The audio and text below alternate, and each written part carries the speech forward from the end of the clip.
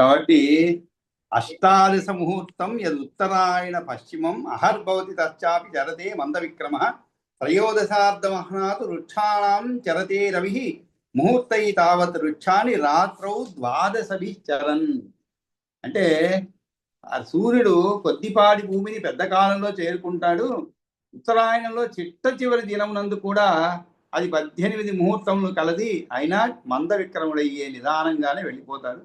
పగటి వేళ 13.5 నక్షత్రాలను చుడుతూ సాగుతాడు. కాగా రాత్రి కాలంలో 12 ముహూర్తాలతోనే అదే 13.5 నక్షత్రాల జ్యోతి చక్రాన్ని తిరిగి వస్తాడు. కాబట్టి రవి పగటి సమయంలో జ్యోతిష్ చక్రంలో 13.5 నక్షత్రాలను అతిక్రమిస్తాడు. అదేవిధంగా రాత్రి సమయంలో కూడా అదే సంఖ్య గల 13 నక్షత్రాలను 12 ముహూర్తాల సమయంలో అధిగమిస్తాడు. అంటే 9 గంటల 36 నిమిషాల కాలం అన్నమాట. అంటే 13.5 నక్షత్రాలను 12 ముహూర్తాలు అని చెప్పారు ఇక్కడ. అంటే ఒక ముహూర్తం అంటే ముందే చెప్పుకున్నాం మనం. ఒక గడియ కాలం అంటే ఏమిటి? 2 గడియ కాలం అంటే ఒక ముహూర్తము. ఒక గడియకు 23 నిమిషాలు అని చెప్పుకున్నాం. కాబట్టి 2.5 గడియలు అయినట్లయితే 1 గంట లేక 60 నిమిషాలు. కాబట్టి ఈ లెక్కలో చూసుకుంటే మనకి 9 గంటల 36 నిమిషాల కాలం. మనం కొంచెం వయసైపోయిన వాళ్ళం కాబట్టి మన మెదడు అంత వేగంగా పనిచేయదు, చురుగ్గా పనిచేయదు. నెమ్మదిగా 50 దాటంగానే నెమ్మదిగా ఈ లెక్కల పైన ముఖ్యంగానండి మనకి తేడా తెలిసిపోతుంది అనమాట. మిగిలిన విషయాలు జ్ఞాపకం ఉంటాయి మనకి. రామాయణంలో చదువుకున్న శ్లోకాలు కానీ శ్లోకంగా జ్ఞాపకం ఉండకపోయినా విషయాలు జ్ఞాపకం ఉంటాయి. అదే మీకు లెక్కల విషయానికి వచ్చేటప్పటికి మన లేత మెదళ్ళు పనిచేసినంత వేగంగా పనిచేయదు అనమాట. కాబట్టి ఇవన్నీ రాసుకుంటే కానీ మనకి బుర్రలో నిలవదు అనమాట. అయినా విషయం తెలుసుకుందాం. కాబట్టి ఈ విధంగా 9 గంటల 36 నిమిషాల కాలం అతో మందతరం నాభ్యాం. అంతేకాదండి, జ్ఞాపక శక్తి కూడా నెమ్మదిగా వయసు అయ్యే కొద్దీ ఇవి కొన్ని మనం ఖచ్చితంగా ఏమన్నా అంటే జీర్ణించుకోవాల్సిన విషయాలు అంటుంటాము.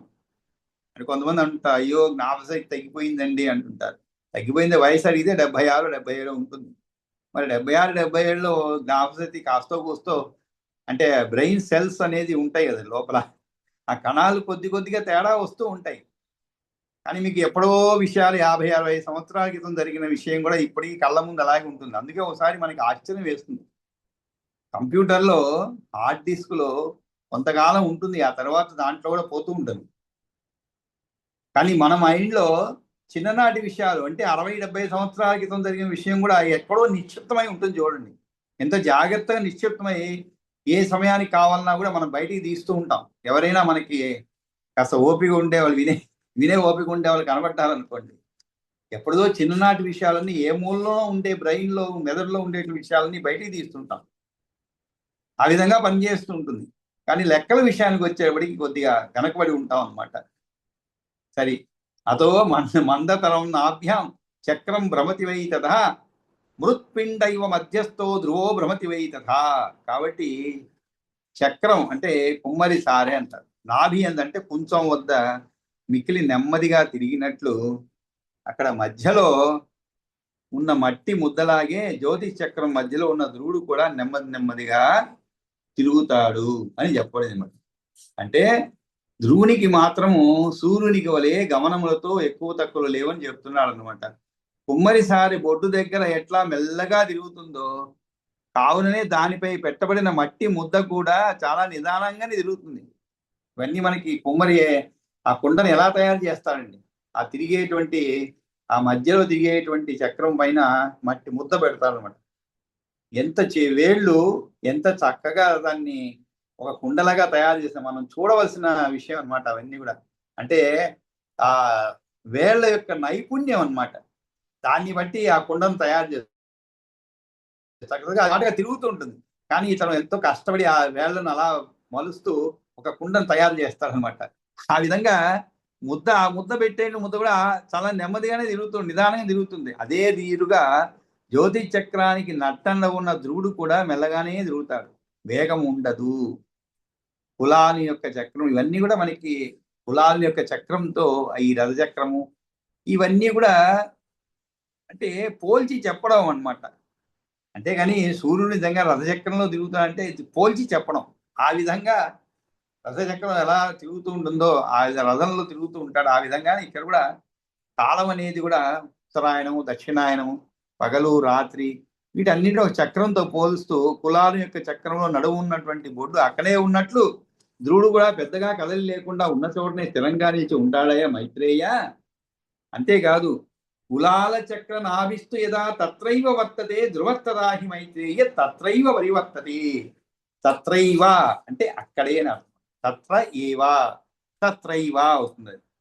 కులాల చక్ర నాభిస్తూ యథా తత్రైవ వర్తతే, కుమ్మరి చక్రం యొక్క నాభి ఏ విధంగా అక్కడే ఉంటుందో అదే విధంగా ధ్రువుడు కూడా అక్కడే తిరుగుతూ ఉంటాడు. ధ్రువస్తథాహి మైత్రేయ తత్రైవ పరివర్తతే. తత్రైవ తత్ర ఏవ అది తత్రైవ అవుతుంది. తత్రైవ అనకూడదు, తత్రైవ అవుతుంది. అయ్యి తత్రైవ పరివర్తతే. ఉభయోః కాష్టయోః మధ్యే భ్రమతో మండలానితో దివా నక్తం చ సూర్యస్య మందా శీఘ్రా చ వైగరి. ఈ విధంగా ఉత్తర దక్షిణాల రెండిటి హద్దుల మధ్య మండలాకారంగా ఉత్తర దక్షిణాల రెండిటి హద్దుల మధ్య మండలాకారంగా పరిభ్రమిస్తూ ఉండే సూర్య గమనం పగలు రాత్రి వేగంగానో మందంగానో ఉంటూ ఉంటుంది. అదే ఉభయోః కాష్టయోః మధ్యే. ఈ ప్రకారం నక్షత్రం ముహూర్తమును బట్టి ఏర్పడిన భేదాలతో రాత్రి పగళ్ళు ఎందు ఉన్న వైచిత్రి చెప్పడింది అనమాట. దానినే రాసులతో భాగం చేస్తూ పంచుతూ విస్తరించి వివరిస్తున్నాడు ఉభయోహో అని. కాబట్టి ఉత్తరాయణం దక్షిణాయనం అనే రెండు. కాష్ట అంటే చివర అని అర్థం. కాష్ట అంటే చివరి అని అర్థం. అంటే ఈ రెండింటి యొక్క చివర్ల మధ్య భ్రమిస్తున్న సూర్యుని గతి దివా నక్తముల్లో మందము శ్రీపునగాను ఉంటుంది. దివా నక్తం అంటే రాత్రి, అందుకనే నక్తం చెర్లు అంటారు. మనకి రామాయణంలో చాలా సందర్భాల్లో వచ్చింది. మనం రామాయణం చదువుకున్న చాలా ప్రయోజనాలండి. ఇక్కడ వచ్చేటువంటి కూడా ఆ పదాలు కొన్ని కొన్ని చాలా వరకు దాంట్లో వచ్చినవి. నక్తం చరుడు అని వచ్చింది మనకి. అంటే రాక్షసులు వాళ్ళు ఎప్పుడు చరిస్తారండి, వాళ్ళకి బలం ఎప్పుడు రాత్రులే. అందుకే మీకు తాటకిని చంపేటప్పుడు కూడా విశ్వామిత్రుడు చెప్తాడు, అయ్యా సాయంకాలం అవుతుంది, ఏ రాక్షసునైనా కూడా సాయంత్రం అవుతున్నది, ఇంకా రాత్రి అయిందంటే వాళ్ళ బలాన్ని మనం తట్టుకోలేము, అంత బలం వస్తుందన్నమాట వాళ్ళకి. కాబట్టి నువ్వు వెంటనే చంపేయమని బాణం వేయమంటాడు. ఆ విధంగా నక్తం చెర్లు అంటే ఏంటి, రాత్రి సంచరించేటువంటి వాళ్ళు. ఇప్పుడు మనకి రక్తం చెర్లు చాలా మంది అయిపోయాం, మనుషుల్లో కూడా నక్తం చెర్లు ఉన్నారు ఇప్పుడు. అంటే రాత్రులు సంచరించేటువంటి వారు. అంటే తప్పు చెప్పడం లేదండి, ఊరికే నవ్వుతూ చెప్తున్నాను. అంటే రాత్రులు ఉద్యోగాలు చేసేటువంటి ఏం చేస్తారు పాపం, ఏ సాయంత్రం 6:30 7 గంటలకు బయలుదేరుతారు ఇంట్లో. నైట్ డ్యూటీ అనమాట, 8 గంటలకు రిపోర్ట్ చేయాలి. నైట్ డ్యూటీ చేసుకుని పొద్దున్న ఎప్పుడు వస్తారు, పొద్దున్న 6:30 7 గంటలకి తిరిగి వస్తారు. కాబట్టి పూర్తిగా రాత్రి అంతా చరించకుండా అక్కడ పని చేస్తూ ఉంటారు. రాత్రి నక్తం చెర్లు అనమాట. చరించేదంటే వీధి వీధి తిరగడం కాదనుకోండి, ఇంట్లో బయలుదేరి ఆఫీస్ చేరుకొని అక్కడే ఉంటారు, అక్కడే పని చేస్తుంటారు రాత్రి అంతా కూడా. ఈ దరిద్రం ఎందుకు వచ్చింది మనకి, ఈ దరిద్రం చెప్పాలి, ఎందుకంటే మన ఆరోగ్యాన్ని చెడిపేసేది ఉంటుంది. ఇది ఎందుకని వచ్చిందంటే మన విదేశాలతో ఉన్నటువంటి మన యొక్క ఖాతాదారులు అక్కడ ఉంటారు. వాడికి పగలు, వాడి హాయిగా భోజనం చేసుకొని టిఫిన్ చేసుకొని కూర్చో ఉంటాడు. ఇక్కడేమో మీకు రాత్రి అవుతుంది అనమాట.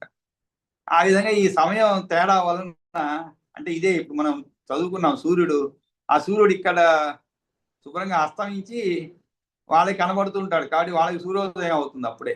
10-10:30 గంటలు తేడా ఉంటుంది సుమారు. మనకి ఇక్కడ 8 అనుకోండి, పొద్దున్న 8 అయితే వాడికి రాత్రి, మనకి రాత్రి 8 అయితే వాడికి పగలు. కాబట్టి హాయిగా కూర్చో ఉంటాడు, మనం ఇక్కడ రాత్రులు పని చేయాలన్నమాట. ఇంతకుముందు లేదు ఇది. ఎందుకంటే ఏ దేశంలో ఆయా ఖాతా అక్కడే ఉండేవాళ్ళు, క్లయింట్స్ అంటారు. లేదు మనమే అక్కడికి వెళ్ళి పని చేసేవాళ్ళం. ఇప్పుడు ఏంటంటే రిమోట్ అనమాట. రిమోట్ అంటే వాడు అక్కడ ఉంటాడు, మనం ఇక్కడ ఉంటాం. అంటే మనం ఇక్కడ పని చేసేటప్పుడు వాడు నిద్రపోతుంటాడు, వాడు నిద్రపోయాడు, మనం పని. ఈ విధంగా అంత అగమ్య గోచరమైనటువంటి సమయాలు అన్నమాట. ఇక్కడ సమయానికి మనం అడ్జస్ట్ అవ్వాలి, వాడి సమయంతో మనం అడ్జస్ట్. అక్కడే వెళ్ళిపోయా అనుకోండి చీకు చింత లేదు, కానీ ఆఫ్ సైడ్ లో ఉంటాం అనమాట, అక్కడ ఉండము. సరే, ఈ విధంగా ఉభయోహ కాష్టయోహ మధ్యే అంటే ఉత్తర దక్షిణ రెండింటి హద్దుల మధ్య మండలాకారంగా పరిభ్రమిస్తూ ఉండే సూర్య గమనము పగలు రాత్రి వేగంగాను మందంగాను ఉంటూ ఉంటుంది. మధ్యాహ్ని యస్మిన్ అయనే శీఘ్ర. మధ్యాహ్ని యస్మిన్ అయనే అంటే అహోరాత్రంలో ప్రయాణించేటువంటి గమ్యానికి చెందిన మార్గము సమానమే అయినా మేషాది రాసుల యొక్క ప్రమాణంలో ఉండే భేదాన్ని బట్టి ఆ వైచిత్రి స్పందుతుందని అంటున్నాడు అనమాట. ఏక ప్రమాణం ఏవేది రాశయ అంటే ఏమిటి, మధ్యాహ్ని యస్మిన్నయనే శీఘ్ర నక్తం తదా గతి శీఘ్ర నిషేధా చాస్య తదా మందా దివా గతి. ఏ శయనంలో సూర్యగమనం పగలు మందంగా ఉంటుందో ఆ సమయంలో రాత్రి వేళ గమనం వేగంగా ఉంటుంది. పగటి వేళ గమనం వేగంగా ఉంటే రాత్రి సూర్యగతి మెల్లగా ఉంటుంది. పగటి వేళ గమనం వేగంగా ఉంటే రాత్రి సూర్యగతి మెల్లగా ఉంటుంది. అంటే మొత్తం మీద తిరిగేటువంటి ఇక్కడ ఒకటి ఇలా అర్థం చేసుకోవచ్చు మనం. ఇక్కడి నుంచి మనం ఒక ఊరు పోవాలనుకోండి, ఉదాహరణకి తిరుపతి నుంచి మనం హైదరాబాద్ పోవాలి. సరే, పొద్దున్న 6 గంటలకు బయలుదేరాం, సుమారు 10-12 గంటలు పడుతుంది అనుకోండి. పొద్దున బయలుదేరితే బాగా వేగంగా పోయాం అనుకోండి, చాలా వేగంగా పోయి ఎక్కడ నిలుస్తాం మనం? వేగంగా పోయి సగం దూరంలో చేరుకున్నాం, వేగంగా చేరుకున్నాం అంటే సమయం తక్కువలో సగం దూరం వెళ్ళిపోయాం. కానీ మొత్తము మనం అదే దూరం అంటే ఈ 12 గంటల్లోనే ప్రయాణం చేయాలి అనుకున్నాం అనుకో, ఉదాహరణకి ఈ 12 గంటల్లోనే చివరికి చేరాలి. అప్పుడు ఏమవుతుంది మీకు? ఇక్కడ వేగంగా సగం దూరం వెళ్ళిపోయారు అంటే తక్కువ సమయంలో వెళ్ళిపోయారు. ఆ తర్వాత ఏమవుతుంది? మిగిలిన సమయము ఎక్కువగా ఉంది కానీ పోవలసిన దూరము సగం దూరమే ఉన్నది. అప్పుడు ఏమవుతుంది? మీకు వేగము నెమ్మది ఇస్తుంది అనమాట. వేగం నెమ్మదిస్తే అంటే ఏమిటి? వేగము తక్కువ అయినప్పుడే మీకు ఈ సమయాన్ని, ఈ దూరాన్ని ఆ మిగిలిన సమయంలో మనం చేరుకోవచ్చు అనమాట. అంటే మొత్తం మీద 12 గంటలే అవుతుంది. కాకపోతే ముందు సగము 3 గంటల్లో 4 గంటల్లో వెళ్ళిపోయాము, ఆ తరువాత నెమ్మదిగా అవుతుంది. ఇంకో ఉదాహరణ, మనకి రైల్లో ప్రయాణిస్తున్నామండి. ఇది చాలా సందర్భాలు జరిగేటువంటిది అనమాట. ఇదే అప్లై చేశారంటే చాలా వేగంగా వస్తుంటుంది ట్రైన్. వచ్చి నెమ్మదిగా సగం దూరం అయిన తర్వాత కాస్త నెమ్మదిస్తున్నాడు, ఎందుకంటే చాలా ట్రాఫిక్ ఎక్కువైపోతుంది. అందువల్ల మీ రైలు నెమ్మదిగా పోస్తుంది. దూరం అయితే అదే, చివరికి అటు ఇటు చేరి ఆ కుషన్ టైం అన్నీ చేరుకొని మొత్తానికి అదే సమయానికి చేరుస్తాడు. పాత రోజుల్లో కాదండి, ఈ రోజుల్లో కుషన్ టైం ఇచ్చాడు. ఉదాహరణకి లాస్ట్ స్టేషన్కి ముందు స్టేషన్ వరకు బాగానే ఇచ్చి ఆ మధ్య స్టేషన్ ఏం చేస్తాడు? చివరి స్టేషన్ నుంచి చివరికి ముందు స్టేషన్ మధ్యలో ఎక్కువ సమయం ఇచ్చేస్తాడు. 2 గంటలు 3 గంటలు సమయం ఇస్తాడు. అది 15 నిమిషాలు చేరుకునే దూరమే అన్నమాట. అప్పుడు ఏమవుతుంది? మీకు అక్కడ ఎంత ఆలస్యంగా వచ్చినా కూడా చివరికి చేరేది మాత్రం మీకు అదే 12 గంటలు. ఈ విధంగానే ఇక్కడ ఉత్తరాయణము దక్షిణాయన మధ్య మనం పరిభ్రమిస్తుండే సూర్యగమనం ఏమవుతుంది? రాత్రి వేగంగానో మందంగానో ఉంటూ ఉంటుందన్నమాట. సూర్యగమనం పగలు రాత్రి వేగంగానో మందంగానో ఉంటూ ఉంటుంది. ఏ అయనంలో సూర్యగమనం పగలు మందంగా ఉంటుందో ఆ సమయంలో రాత్రి వేళ ఏమవుతుంది? గమనం వేగంగా ఉంటుంది. పగలు మందంగా ఉంటే రాత్రి వేళ వేగంగా ఉంటుంది. పగటి వేళ గమనం వేగంగా ఉందనుకోండి, రాత్రి సూర్యగతి మెల్లగా ఉంటుంది. నేను ఇందాక చెప్పిన లాగానే అనమాట. ఆ మిగిలిన సమయాన్ని, ఎందుకంటే ఇదే మొత్తం సమయంలోనే సమయమే ఎక్కువ ఉండదు, ఇదే సమయంలోనే కొద్దిగా మార్పు అవుతూ ఉంటుంది అన్నమాట. ఏక ప్రమాణవేష మార్గం యాతి దివాకర అహోరాత్రేణ యో భుంక్తే సమత్తారాశయో దిజోత్తమ. ఈ దివాకరుడు ఎల్లప్పుడూ ఒకే ప్రమాణం గల మార్గంలో పయనిస్తాడనమాట. ఒకే ప్రమాణం గల మార్గం, అందుకని ఏక ప్రమాణం ఏవేతి రాశయ అంటే రాసులు అని అర్థం. అంటే ఏ ఆయనమందైతే పగలు నిదానపు నడక అవుతుందో అప్పుడు రాత్రి నడక వేగంగా ఉంటుంది అనమాట. ఇందా చెప్పిలాగా మనకి పగలు అంటే సగం దూరం పగలు అనుకోండి, సగం దూరం రాత్రి అనుకోండి. పగలు వేగంగా పోయింది అంటే రాత్రి నెమ్మదిగా పోవాలి, అంతే సమయంలో చేరుకుంటాయి కాబట్టి. అదే పగలు రాత్రి వేగంగా పోవాలనుకోండి, పగలు నెమ్మదిగా పోవచ్చు. కాబట్టి ఈ విధంగా ఈ యొక్క రాత్రి ఒక పగలు కలిస్తే ఉండే రోజు వేళలో 12 రాసును అతిక్రమిస్తాడు, భోగిస్తాడు అని అర్థం. అహోరాత్రేణ యో భుంక్తే సమస్త రాసయో ద్విజ. కాబట్టి ఓ ద్విజుడా, ఈ దివాకరుడు ఎప్పుడైనా ఒకే ప్రమాణం గల మార్గాన్ని పయనిస్తుంటాడు, అందులో వ్యత్యాసం ఉండదు. ఆయన అహోరాత్రులు రెండిట్లోనూ రాసులు అన్నింటినీ చుట్టి వస్తాడు. రాత్రి ఎందు 6 రాసులను, పగలు 6 రాసులను అనుభవిస్తాడు. ఇందులో తేడా ఏమీ ఉండదు. కాకపోతే రాసుల యొక్క ప్రమాణాన్ని బట్టి పగలు దినమునందు పొడవైనది పొట్టిది అనే తేడాలు ఏర్పడుతున్నవి. అట్లే రాత్రి అందును కూడా కుర్తా పొడవులు కనిపిస్తుంటవి. దినాదేహే దీర్ఘస్వం, దిన ఆదేహే అంటే ఏమిటి? దినం యొక్క మొదలు అని అర్థం అనమాట. దినాదేహే సరి షడేవ రాసిన్ యో భుంక్తే రాత్ర అన్యాంచ షడ్దివా. రాత్ర్య అన్యాంచ షడ్దివా రాశి ప్రమాణ జనిత దీర్ఘ హ్రస్వాత్మత దినే. రాశి ప్రమాణ జనిత అంటే ఆ రాశి యొక్క ప్రమాణం వల్ల అంటే ప్రమాణాన్ని బట్టి పగటికి పొడవు కురుచ ఏర్పడతాయి. దీర్ఘ హ్రస్వాత్మత, దీర్ఘ హ్రస్మాత్మత. హ్రస్మాత్మత అంటే ఏమిటి? హ్రస్వం అంటే చిన్నది అని అర్థం అండి. దీర్ఘం అంటే దీర్ఘమైంది. దీర్ఘ హ్రస్వాత్మత అంటే దాని యొక్క క్వాలిటీ అని అర్థం అనమాట. అంటే ఏమిటి? పొడవు కురుతు ఏర్పడతాయి, కుర్తా ఏర్పడతాయి. ఎప్పుడు దినే అంటే పగటి పూట, పగటికి పొడవు కుర్తా ఏర్పడతాయి. అదేవిధంగా రాశి ప్రమాణాన్ని అనుసరించి రాత్రికి కూడా హ్రస్వ దీర్ఘాలు వస్తాయి. తదా నిశాయాం రాశీనాం ప్రమాణై లఘు దీర్ఘత, లఘు దీర్ఘత. కాబట్టి షడేవ రాశిన్యో భుంక్తే రాత్రా అన్యాంచ షడ్దివా. రాత్రి సమయంలో మిగిలిన 6 రాశులను, సూర్యుడు పగటి వేళ 6 రాశులను. రాశి ప్రమాణ చేత దీర్ఘ హ్రస్వాత్మత దినే. రాశి యొక్క ప్రమాణాన్ని బట్టి పగటికి పొడవు కుర్తా ఏర్పడతాయి. అదేవిధంగా రాశి ప్రమాణాన్ని అనుసరించి రాత్రికి కూడా హ్రస్వ దీర్ఘాలు వస్తాయి. దినాదే దీర్ఘ హ్రస్వత్వం తద్భోగేనైవ జాయతే ఉత్తరే ప్రక్రమే శీఘ్ర నిశి మందా గతిర్దివ దక్షిణే త్వయనే చైవ విపరీత వివస్వత. వివస్వత అంటే ఏమిటి? సూర్యుని అర్థం. ఇక్కడ రాశి భోగాన్ని బట్టి దినాదులకు దీర్ఘ హ్రస్వత్వాలు సంభవిస్తాయి. ఉత్తరాయణ కాలంలో సూర్యగమనం పగలు మందము. ఉత్తరాయణ కాలంలో సూర్యగమనము పగలు మందము, రాత్రి వేగము. దక్షిణాయన కాలంలో ఇది వ్యతిరేకము, అనగా పగలు వేగము, రాత్రి మందము. కాబట్టి రాశి ప్రమాణ భేదానికి అహోరాత్రములు వైచిత్రియే హేతు అని అంటున్నాను అనమాట. దినారేది అంటే ఏమిటి? జ్యోతి చక్రంలోని ద్వాదశాంశము 2 నక్షత్రకు పైన ఒక పాదము, 9 పాదాలు గలది ఒక్కొక్క రాశి. వాటిలో మీనము మేషములు చాలా కొద్ది కాలాన్ని కలిగినందువలన పొట్టివి. మీనము మేషములు చాలా కొద్ది కాలాన్ని కలిగినందువలన పొట్టివి. వృషభము కుంభములు ముందటి వాటి కంటే కొంచెం పెద్దవి. మకరము మిథునములు వాటికంటే కొంచెం పొడవైనవి. సింహము వృశ్చికములు దీర్ఘతరములు పొడవైనవి. కర్కాటకము ధనస్సు చాలా పొడవైనవి. కన్యా తులా రాశులు సమానముగా ఉంటవి. ఈ వరుసలో సూర్యుడు తానున్న రాశి నుండి మొదలుకొని 6 రాశుల క్షేత్రములకు సూర్యుడు దర్శించే వరకు పగలు పూర్తవుతుంది అనమాట. ఇంకా మిగిలిన 6 రాశులు చూసుకుంటూ రావడానికి పట్టే కాలం రాత్రి అనబడుతున్నది. అందువలన దివారాత్రములో ఎక్కువ తక్కువలు రాశి ప్రమాణాలను బట్టి ఏర్పడుతున్నది. ఇది పురాణాలకు విరుద్ధం కాని జ్యోతిశాస్త్ర ప్రక్రియ అట. దీనినే అందరూ అనుసంధానం చేసుకోవాలి. మందాస్మి యస్మిన్ నయనే అను శ్లోకంలో చెప్పిన గతి వైచిత్రాన్ని విశేషంగా ప్రకటిస్తున్నాడు ఉత్తరే ప్రక్రమే అని. కాబట్టి దినాదుల యొక్క దీర్ఘత్వము హ్రస్వత్వమును కూడా వాటి రాసుల భోగమును బట్టే తెలుస్తున్నది అనమాట. ఉత్తరాయణ ముందు రాత్రి శీఘ్రతను, పగలు మందగమనమును కలిగి ఉంటాయి. అదే దక్షిణాయన అందైతే వివస్వంతుని పోకడ తలకిందులు అవుతుంది. తలకిందులు అవుతాం అంటే ఏమిటి? ఇది మారుతుంది అని అర్థం అంట. అంటే ఏమిటి? ఉత్తరాయణంలో ఎలా ఉంటుంది దానికి వ్యతిరేకంగా ఉంటుంది అని అర్థం. తలకిందులు అవుతుంది అంటే ఉత్తరాయణంలో రాత్రి శీఘ్రతను, పగలు మందగమనం కలిగి ఉంటాయి అనుకున్నాం. ఇక్కడ ఏమవుతుంది? అదే మీకు రాత్రి వేగమును, రాత్రి మందగమనమును, పగలు శీఘ్రతను కలిగి ఉంటాయి. అదే ఇక్కడ తలకిందులు అవుతుంది అంటే అదే అనమాట అర్థం.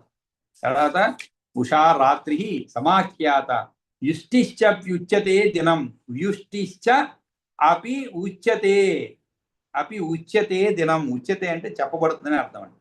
ప్రోచ్యతే చ తదా సంధ్య ఉషా వ్యుష్ట్యోర్ యద్ అంతరం. ఉషా వ్యుష్ట్యోహో యత్ అంతరం. అంతరం అంటే మధ్య అని అర్థం. అంటే ఇక్కడ రాత్రి ఉషా అని చెప్పబడుతుంది అన్నమాట. అంటే ఇక్కడ అహోరాత్రుల యొక్క ప్రసంగం వలన వాటి యొక్క సంధి కాలం నందు ఆచరింపవలసిన సంధ్య ఉపాసనాది కర్మల గురించి చెప్తున్నాడు అనమాట. మనకి తెలుసు సంధ్య అంటే ఈ రోజుల్లో ఎక్కువ మంది చేయటం లేదండి. చాలా మంది తగ్గించేశారు. తగ్గించారంటే మర్చిపోతున్నారు అని చెప్పొచ్చు మనం. ఏదో సమయం ఉండి రిటైర్ అయిపోయిన వాళ్ళు, వాళ్ళకి ఏదో మనసు ఉండి కాస్త ఏదో ఒక పూట సంధ్యావందనం అంటే పగలో, ఆ పగలు కూడా శాస్త్ర విధిగా శాస్త్ర ప్రకారం చేయటం లేదు. ఏదో సమయానికి చేస్తున్నాము కూడా. ఇంకా సాయం సంధ్య అనేది చాలా తగ్గిపోయింది. ఎందుకంటే సమయం కుదరటం లేదు. కుదరటం అంటే ఏమిటి? ఆ సరిగ్గా 6 గంటలు ఆ ప్రాంతంలో మనం ఎక్కడో పనిలో ఉంటాము, లేదు ఏదో ఒక మిత్రుడు వస్తాడు, లేదు ఒక మిత్రుడు కలవటానికి, ఇలా ఏదో కార్యక్రమం. అంటే పాత రోజులు అయితే ఇంట్లో ఎక్కువ సమయం ఉండేవాళ్ళు కాబట్టి ఈ త్రిసంధ్యలు వేరెక్కడ పోయినా కూడా త్రిసంధ్యలు చేస్తూ ఉండేవాళ్ళు. మధ్యాహ్నం నుంచి మాధ్యాహ్నికం, సాయంత్రం అన్నీ చేసేవాళ్ళు. కానీ ఇప్పుడు ఒకటి చేయడమే కష్టమైపోయింది అనమాట. ఇక్కడ ఉషా రాత్రి సమాఖ్యాత అంటే రాత్రి ఉషా అని చెప్పబడుతుంది. సమాఖ్యాత అంటే చెప్పబడుతుంది. వ్యుష్టిచ్చాపి ఉచ్యతే దినం. పగటిని కూడా వ్యుష్టి అని అంటారు. పగటిని వ్యుష్టి అని కూడా అంటారు అనమాట. ఇక్కడ ఈ ఉషా వ్యుష్టుల మధ్య కాలాన్ని సంధ్య అంటారు. ఉషా వ్యుష్టుల అంటే ఉషా అంటే ఏమిటి? రాత్రి. ఈ ఉషా వ్యుష్టుల మధ్య కాలం అంటే పగటిని, ఈ రెండిటి మధ్య కాలాన్ని సంధ్య అంటారు. కాబట్టి ఇక్కడ ఉషా రాత్రి ఇత్యాదిగా పాలనోద్యత అనే శ్లోకం వరకు కూడా వేదంలో ప్రయోగించబడిన ఉష్ణ వ్యుష్టి శబ్దములు ప్రస్తుతము రాత్రి దిన శబ్దముల అర్థాన్ని తెలిపేవి అని తెలుపుతున్నాడు. ఉషా ఇది, ఉషా అనగా రాత్రియే కదా, అహస్సు పగలు, వ్యుష్టి అని పిలువబడుతున్నవి అని వేదవాక్యం. ఉషా అనగా రాత్రి, వ్యుష్టి అనగా పగలు. ఉషా వ్యుష్టులకు నడుమున ఉండే కాలము సంధ్య అని పేర్కొనబడుతుందయ్యా మైత్రేయ. ఉషా రాత్రి సమాఖ్యాత వ్యుష్టిశ్చాపి ఉచ్యతే దినం ప్రోచ్యతే చ తదా సంధ్య ఉషా వ్యుష్టోర్యదంతరం. ఉషా వ్యుష్ట్యో యత్ అంతరం, ఆ మధ్యలో ఉండేది అర్థం. ఏదో ఉపనయనం చేసిన రోజు, ఆ తర్వాత ఇంట్లో ఎవరైనా పెద్దవాళ్ళు నేర్పిస్తే ఒక వారం 10 రోజులు చేస్తారు కష్టపడి, ఆ తర్వాత మర్చిపోతున్నారు. అంటే దానిపైన ఒక నమ్మకం లేదు, గురి లేదు, అంతే, వేరేం లేదు. అది చేస్తే ఏమవుతుంది, చేయకపోతే నష్టం లేదు కదా. ఇప్పుడు ఏవి కూడా మనకి ఎలా తర్కం అంటే, చెయ్యనందువలన ఏదైనా అంటే చేసినందువల్ల ఏం ప్రయోజనాన్ని వదిలిపెట్టేసాం. ఇప్పుడు చేసినందువల్ల ఏం ప్రయోజనం వదిలిపెట్టి చెయ్యకపోతే ఏం నష్టము? చెయ్యలేదు, ఏమైనా నష్టమైందా, నాకు రావాల్సింది ఏమైనా రాకుండా పోయిందా, అందువల్ల నేను చెయ్యను. కానీ దానివల్ల వచ్చేటువంటి ఒక మానసిక ధైర్యం, మానసిక పరిపక్వత, ఇవన్నీ కూడా చేస్తే తెలుస్తుంది. కానీ దురదృష్టం చెయ్యరు. ఇంకా ఏంటి, చేస్తే ఏమవుతుంది ఫలితాలు అనేటువంటిది మనం గట్టిగా ఒక్కానికి చెప్పేవాళ్ళం తగ్గిపోతున్నాం. ఆ తరం తగ్గిపోతుంది అనమాట. అందువల్ల వీటన్నిటి అనర్థాలు ఇవే, వేరే కారణం ఏం లేదు. ప్రతిలో ఒక తర్కము. మనం అంటే ఒక 20-30 సంవత్సరాల క్రితం మన పెద్దవాళ్ళు ఏదని చెప్తే ఎదురు చెప్పము. ఎదురు చెప్పాలంటే ఏంటి, నోరు మూసుకొని దాన్ని ఆచరిస్తాం, అంతే. ఆచరిస్తాం అనమాట. మనం భోజనం చేసేటప్పుడు పరిశాసనం చేయాలి. ఈ మధ్య కాలంలో ఇంకా ఒక మంచి జరుగుతుంది. ఈ మధ్య కాలంలో నెమ్మదిగా ఏమవుతుందంటే, దీనిని సైన్స్తో, అంటే శాస్త్రాన్ని, మన ఏదైతే ఆచారాలు ఉన్నాయో వాటిని సైన్స్తో కలిపి, అంటే ఇది ఈ కారణం వల్ల ఇది చెయ్యాలి అని కొంతమంది చాలా చక్కగా వివరణలతో పెడుతున్నారు. ముఖ్యంగా ఆచమనం చేయడము, అదేవిధంగా భోజనానికి ముందు ఒక పరిశాసనం చేసి ఆచరణ చేయడం, ఇవన్నీ కూడా కారణాలు ఏమిటి, ఎందుకు ఆ రోజుల్లో ఎందుకు చెప్పారు అనే విషయాన్ని కాస్త శాస్త్రీయంగా నిరూపించి చెప్తున్నారు. కాబట్టి కొంచెం ప్రజలకి నమ్మకాలు కుదురుతున్నాయి నెమ్మదిగా. కానీ ఆ రోజుల్లో అంత శాస్త్రీయ పరిజ్ఞానంతో చెప్పేవాళ్ళు తక్కువ, ఒక ఆచారంగా చెప్పేవాళ్ళు అనమాట. ఇది ఒక ఆచారం చెయ్యాలి. ఆ రోజుల్లో తడి బట్టలతోనే వంట చేసేవాళ్ళు ఉన్నారు. నేను చూశాను, మా నాన్నమ్మ గారు వాళ్ళందరూ చేసేవాళ్ళు. దానికి ఒక కారణం ఉండేది ఆ రోజుల్లో. ముఖ్య కారణం ఏంటంటే, ఆ రోజుల్లో కట్టె పొయ్యలతో చేసేవాళ్ళు. బాగా కట్టెలతో, ఇవన్నీ తెలిసిన విషయాలు మీకు. కట్టె పొయ్యలతో చేసినప్పుడు ఏమవుతుంది, మీకు ఆ వేడి తగులుతుంటుంది శరీరానికి. అదే మీకు తడి బట్టలు చేశారనుకోండి, దాని యొక్క వేడి శరీరానికి అంతగా తెలియదు. అది ఒక కారణం అయి ఉండొచ్చు. లేదు, పరిశుభ్రత గురించి అది కారణం అయి ఉండొచ్చు. ముఖ్యంగా ఇది కూడా ఒక కారణం అనమాట. కానీ ఈ రోజుల్లో గ్యాస్ వచ్చింది కాబట్టి, మనకి గ్యాస్ వచ్చింది, ఎలక్ట్రిసిటీ, విద్యుత్ వచ్చింది. దీనివల్ల ఒక శ్రమ చాలా వరకు తగ్గిపోయింది అనమాట. ఏ పని పైన కూడా మనకి శ్రమ అనేది తగ్గిపోయిందండి, చాలా తగ్గిపోయింది. అది మనం చేసుకున్న పుణ్యమే అనుకోవాలి, ఈ తరం కానీ కొంచెం ముందు తరం కానీ. ఎందుకంటే మరీ కష్టపడి శారీరక శ్రమపడి పనులు చేయాల్సిన రోజులు పోయినాయి. అన్నిటికీ కూడా మిషన్లు వచ్చేసాయి, ఒక బటన్ నొక్కితే చాలన్నమాట. ఇంకా కూడా పాత రోజుల్లో కొన్ని వాషింగ్ మిషన్ చూసారంటే, బట్టలు వేసిన తర్వాత మనం చూస్తూ ఉండాలి అయిందా లేదా అని. ఇప్పుడు అది కూడా అవసరం లేదు, విజిల్ కొడుతుంది అనమాట. అదే పిలుస్తుంది మనం, విజిల్ వేసి పిలుస్తుంది, అమ్మ అయిపోయాను బంద్ చేసేయమని చెప్పి. అటు పోయి బంద్ చేసుకోవచ్చు. అలా వేసి పెట్టేస్తే అది బాటుగా చేసుకుంటుంది, మనం పనులు చేసి. ఇంత సౌలభ్యం వచ్చిందన్నమాట. ఇంకా గ్రైండర్లు, మిక్సర్లు అవన్నీ చెప్పాల్సిన పని లేదు. గ్రైండర్లు వేసి పెట్టేయంటే అది బాటుగా తిరుగుతూ ఉంటుంది. అయిన తర్వాత ఆటోమేటిక్గా ఆఫ్ అయ్యేటువంటి, ఇంకా వచ్చిందో తెలియదు, ఇంకా రాలేదు లేండి అంతవరకు. సరే, కుక్కర్లు వచ్చాయి, అది 3 విజిల్ రాగానే అది వాటకి అది అయిపోయేటువంటివి వచ్చాయి. లేదు 3 విజిల్ వస్తాయి. అంటే శారీరక శ్రమ లేకుండా పనులు జరిగిపోతున్నాయి అనమాట. దానివల్ల కొన్ని అనర్థాలు ఉన్నాయి, కొన్ని సౌకర్యాలు ఉన్నాయి. ఆ సమయాన్ని మనం వేరే విధంగా సద్వినియోగం చేసుకునేటువంటి అవకాశం కలుగుతుంది మనకి.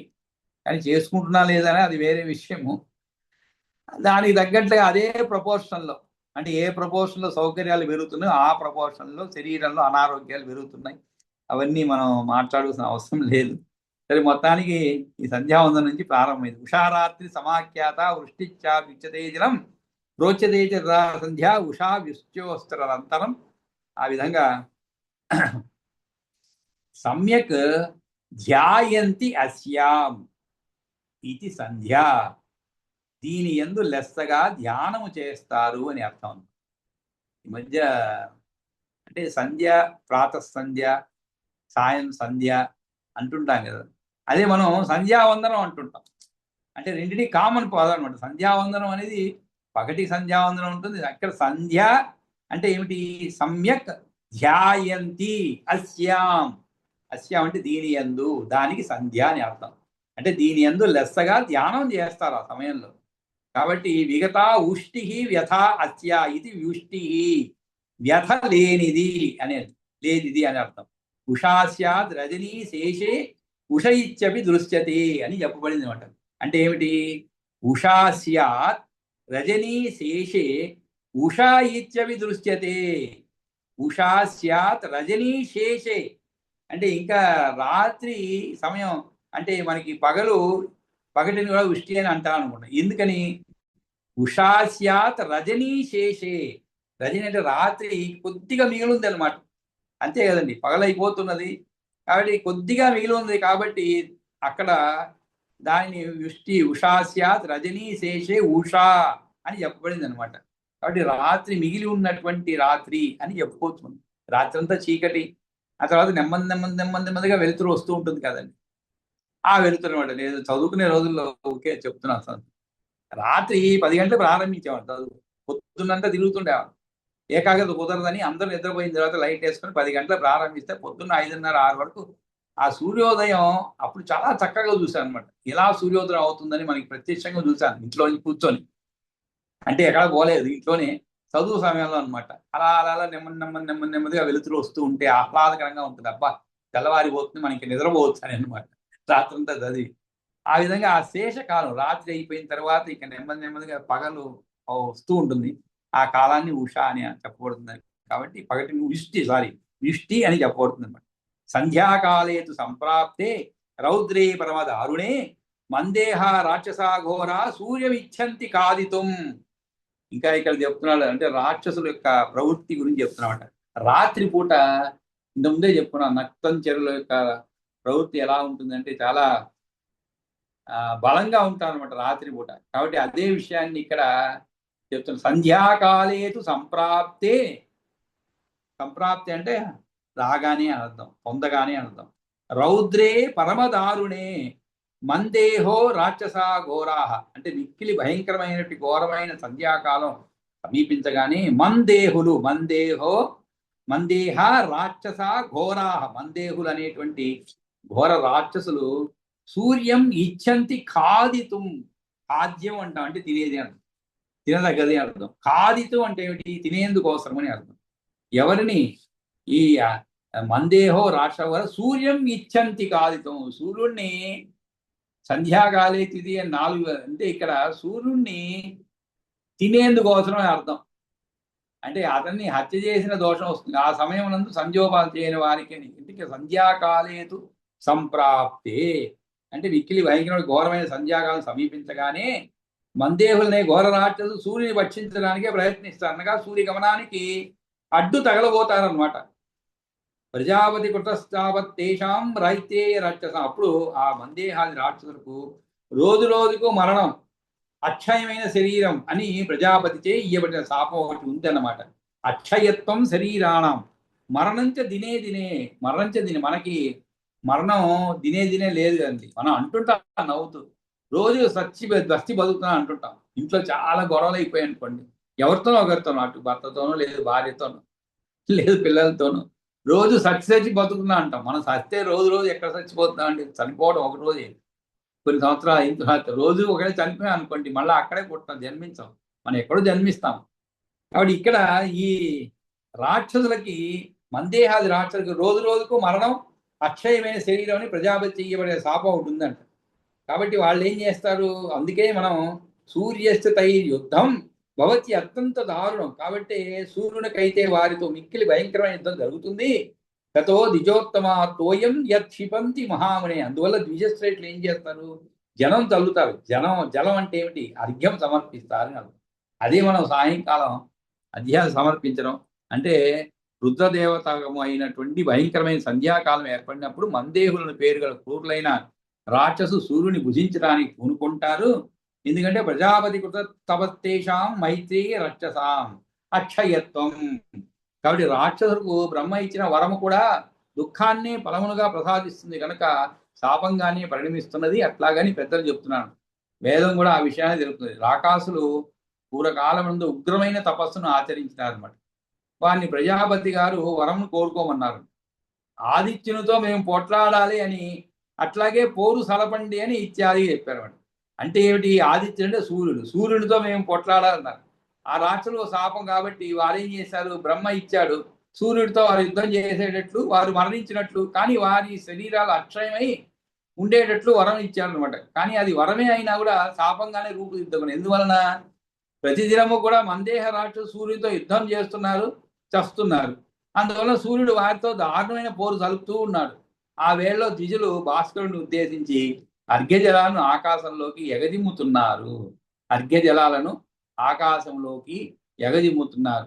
ఓంకార బ్రహ్మ సంయుక్తం, ఓంకార బ్రహ్మ సంయుక్తం గాయత్ర్యాచాపి మంత్రితం తేన దహ్యంతి తే పాప వజ్రభూతేన వారిన. కాబట్టి ఆ విధంగా గాయత్రితో అభిమంత్రించి మనం గాయత్రి జపం చేస్తాం. ఓం భూర్భువస్సువః జీవన్ పెచ్చ అని చెప్పి గాయత్రి మంత్రం చేస్తాం అనమాట. 108 సార్లు. అది కూడా చూడండి, మన అంటే మన ధర్మాలు కూడా మన అప్పటి నుంచే ఊహించారేమో, వీళ్ళు ఎట్లాగూ ఇంత చెయ్యరు అని చెప్పి యథాశక్తి అనేది ఒక పదం ఉపయోగించారండి. దేంట్లో కూడా మీరు పూజ చేయటంలో కానీ లేదు చదవటంలో కానీ స్తోత్రాలు యథాశక్తి అని ఒక పదం ఉపయోగించారు. అంటే ఏమిటి, మీరు ఎన్నిసార్లు చేయగలిగితే అన్నిసార్లు చేయండి, అంతేగాని 108 సార్లు గాయత్రి జపించాలని లేదు. మీకు శక్తి ఉంటే చేయండి. శక్తి అంటే ఇక్కడ శక్తి ఉన్న సమయం ఉండాలి కదండి. సంధ్యావందనం మొదట్లో నేర్చుకున్నప్పుడు అర్ధగంట అవుతుంది. ఎందుకంటే పద్ధతిగా చేస్తాం అనమాట. ఎక్కడెక్కడ నీరు వదలాలో, అర్ఘ్యం వదలాలో, పాద్యం వదలాలో అవన్నీ చెప్పుకుంటూ చదువుకుంటూ చేస్తాం. ఆ తర్వాత 20 నిమిషాలు కుదిస్తాం అనమాట. వేగంగా వెళ్ళిపోతాం. ఆ తర్వాత ఏం చేసి వేగం కాదు, విషయాలు తగ్గించేస్తాం. వేగం పెంచితే పర్వాలేదు, కానీ విషయాలు తగ్గించేస్తాం. నెమ్మదిగా అసలు గాయత్రి జపం ఒకసారి చేసేదే కష్టం అవుతుంది అనమాట. 108 సార్లు చేయాల్సింది ఒకసారి చేస్తే సరిపోతుంది. 3 సార్లు తర్పణం వదలమన్నారు అనుకోండి, నీరు వదలమన్నారు, ఒకసారి చేయటం. ఇలా నెమ్మదిగా కూర్చుని ఏదో చేస్తామంటే చేస్తాం అంతే. కాబట్టి ఇక్కడ ఓంకార బ్రహ్మ సంయుక్తం గాయత్ర్యాచ అభిమంత్రితం తేన దక్ష్యంతి తే పాప. కాబట్టి గాయత్రి అభిమంత్రించి ఓంకార బీజయుక్తమైన బ్రహ్మ సహితమైన నీరు జరుగుతారనమాట. వజ్రంలా అయిన ఆ జలాలతో ఆ పాపాత్మైన రాక్షసులు దగ్ధమైపోతారు. అది అనమాట ఒక కారణం మనకి. కాబట్టి ఓంకార బ్రహ్మ సంయుక్తం దక్ష్యంతి అంటే ఏమిటి, దక్ష్యంతి అంటే కాల్చబడుతున్నారు. ఎవరి చేత, ద్విజుల చేత ప్రక్షేపింపబడిన జలం ఈ మంత్రముతో అభిమంత్రింపబడినది అయి వజ్రము వలె శత్రువు నశింపజేసడివైన జలములతో ఆ పాపాత్ములు కాల్చివేయబడుతున్నారు అని చెప్పి మనకి ఈ 48 శ్లోకాల వరకు పూర్తి చేస్తున్నాము. మిగిలింది మనం రేపు చెప్పుకుందాం. అంటే సమయం కూడా ఎక్కువ మనకి. మంగళం పాడుతున్నాం. స్వస్తి ప్రజాభ్య పరిపాలయంతాం న్యాయేన మార్గేణ మహీమహీచా గోబ్రాహ్మణేభ్య శుభమస్తు నిత్యం లోకా సమస్తా సుఖినో భవంతు.